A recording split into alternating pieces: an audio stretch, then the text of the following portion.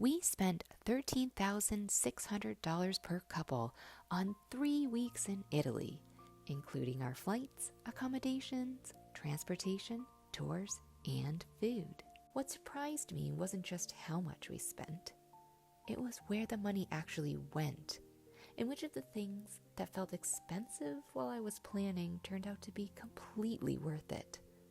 I'll break down every major category, show you what each part of the trip cost us, and at the end, I'll tell you what I would budget if I were planning the same trip today.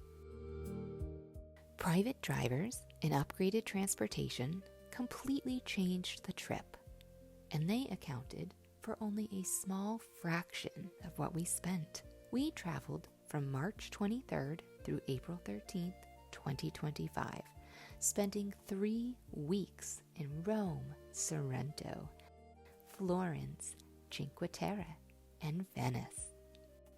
We went in late March and early April, so these are off-season prices.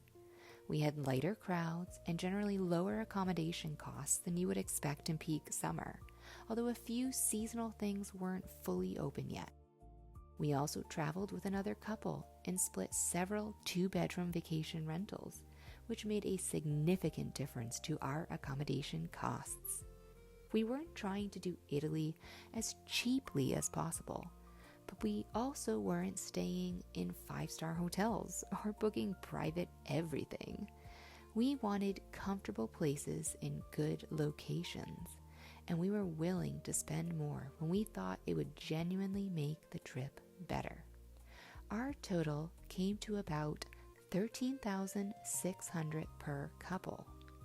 That includes round-trip flights from Boston, accommodations, transportation within Italy, tours and experiences, food, travel insurance, and the miscellaneous expenses that inevitably come with a 3-week trip. All in, that averages about $648 per couple per day, or roughly $324 per person. But that daily number isn't particularly useful until you see where the money actually went. Our flights were $1,761 per person, round trip on ITA Airways in premium economy. For us, that upgrade was worth it. We had more room, a smaller cabin, guaranteed overhead space, and gluten-free meals. Especially on an overnight flight, having a little more space made a noticeable difference in how we felt when we landed. The one thing I would do differently is bring more water for the flight home. We weren't offered nearly enough, and I ended up with a headache by the time we landed. So I would book premium economy again. I would just board with more water.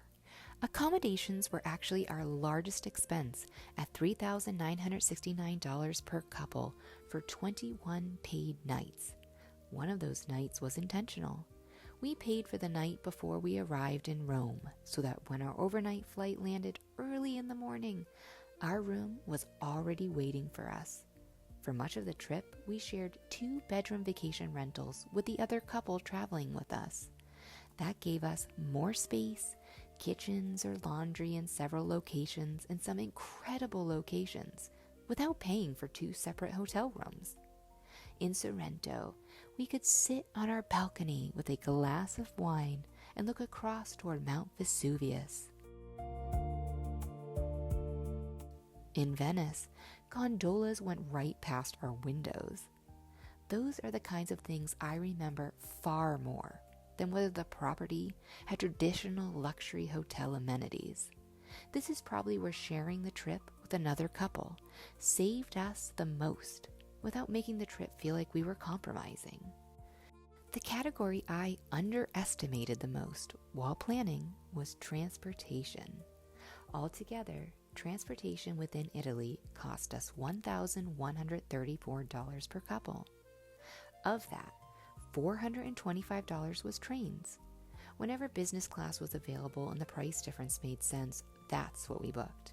Ferries added another $138. But the category I thought I might regret spending money on was private transportation. We used private drivers strategically rather than for everything. And in Venice, we used private water taxis. Those travel days became dramatically easier. We weren't carrying luggage through multiple connections, trying to figure things out while tired, or spending part of the day worrying about how we were getting from one place to another. And some of our drivers ended up being part of the experience. We learned things from them about the areas we were driving through that we never would have known otherwise. Thank you. All of our private drivers and Venice water taxis together cost $571 per couple. For a 3-week trip, I would spend that money again without hesitation. Tours and experiences added about $1,676 per couple. We were selective. We didn't want every day scheduled around a tour, so we paid for experiences where we thought access, expertise, or convenience would really add something. Our Colosseum Underground tour was absolutely worth it. The Tuscany Wine Day was one of our favorite days of the entire trip. And even though the weather wasn't perfect for our Capri boat tour, I'm still glad we did it. There were also things I wouldn't book again. The Secret Itineraries tour at Doge's Palace wasn't worth it for us, and the shared gondola ride was another experience that didn't quite live up to what I expected. So if you're trying to control your Italy budget, I wouldn't automatically cut tours. I would be selective about which experiences actually benefit from having a guide or special access. Food was a little harder to separate precisely because it sits inside our food, insurance, and miscellaneous category. But while we were in Italy, we generally budgeted about 50 to 70 euros per person per day for meals. That usually covered lunch and dinner, often with house wine and bottled water. We frequently picked up breakfast and water at grocery stores, and coffee, gelato, and things like that were occasional extras. Because I have to eat gluten-free, I plan restaurants fairly carefully. Italy was actually very manageable, although it did limit where we could spontaneously stop. And yes, I ate a lot of gluten-free pizza. When I put everything together, accommodations were our largest category at just over 29% of the total. Flights were about 26%. Food, insurance, and miscellaneous expenses were just over 24%. Tours and experiences were about 12%, and all of our transportation came in at just over 8%. That was probably the biggest surprise for me.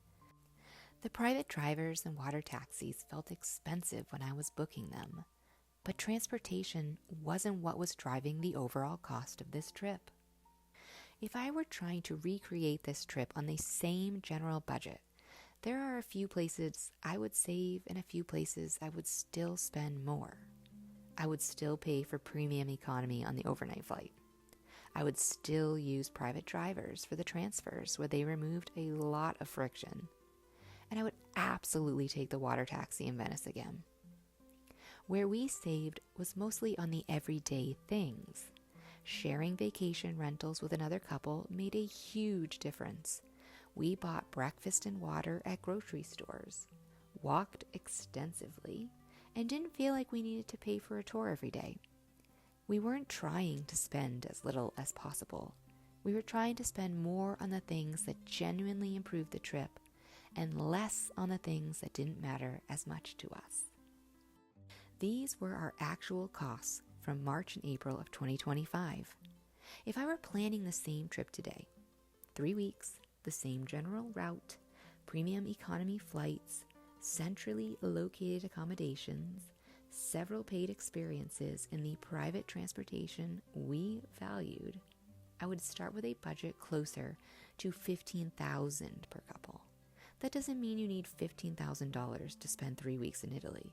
You could absolutely travel for less, especially if you choose less expensive flights, stay outside the historic centers, or cut some of the tours and private transfers, and you could very easily spend much more. For me, $15,000 is simply the planning number I would use today for the kind of trip we took. Would I spend every dollar exactly the same way again? No. I'd skip the secret itineraries tour at Doge's Palace. I probably wouldn't repeat the shared gondola ride, and I would bring more water onto that flight home. But the things we spent extra on for comfort, our locations, premium economy, and strategic private transportation are the things I would protect in the budget. If you're planning your own Italy trip, I have separate videos for Rome, Florence, Capri, and choosing between Naples and Sorrento. So I'll put one of those on screen for you next.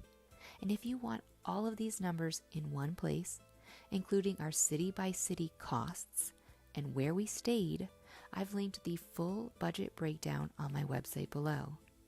And subscribe if you'd like to follow along as I continue sharing what worked and what didn't from this trip.